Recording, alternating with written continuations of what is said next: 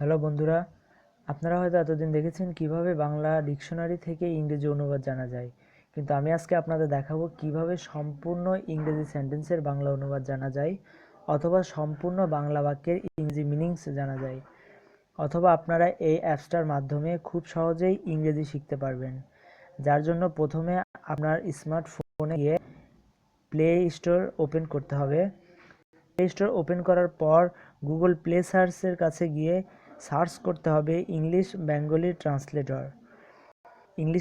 Translator. এই অ্যাপসটি search করার পর এটার মধ্যে প্রবেশ করতে হবে।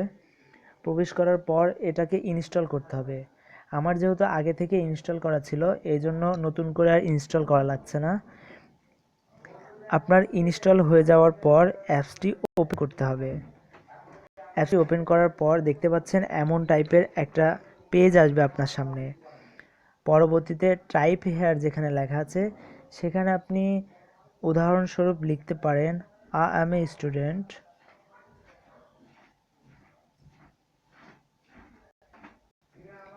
এটার যদি আপনি বাংলা জানতে চান তাহলে আপনাকে বাংলা ইংলিশের মাঝখানে যেই অপশনটা আছে সেখানে ক্লিক করতে হবে, দেন এইখানে ক্লিক করতে হবে। দেখতে পাচ্ছেন অটোমেটিকলি আমাদের সামনে শো করছে আই অ্যাম এ স্টুডেন্টের বাংলা মিনিংস বোঝাচ্ছে আমি একজন ছাত্র। অথবা আপনি যদি জানতে চান আমি একজন ছাত্র এর ইংলিশ কি হবে, দেন আপনাকে ফার্স্টলি লিখতে হবে আমি একজন ছাত্র।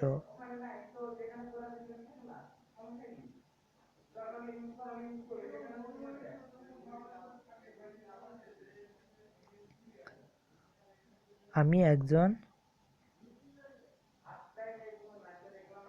ছাত্র। তারপর আপনাকে আবার ফার্স্টলি এখানে ক্লিক করতে হবে। দেন দেখতে পাচ্ছেন অটোমেটিকলি এখানে চলে আসছে আই অ্যাম এ স্টুডেন্ট। এমন করে আপনার যখন যে ওয়ার্ড বা যে সেন্টেন্সটাই প্রয়োজন হবে সেটা আপনি এখান থেকে খুব সহজেই জানতে পারবেন, এবং অল্প দিনে খুব সহজেই আপনি সম্পূর্ণ ইংরেজি শিখতে পারবেন। আমাদের ভিডিওটি দেখার জন্য ধন্যবাদ। যদি আমাদের ভিডিওটি ভালো লেগে থাকে অবশ্যই লাইক করবেন, কমেন্টস করবেন এবং অবশ্যই আমার চ্যানেলটা সাবস্ক্রাইব করবেন। ধন্যবাদ।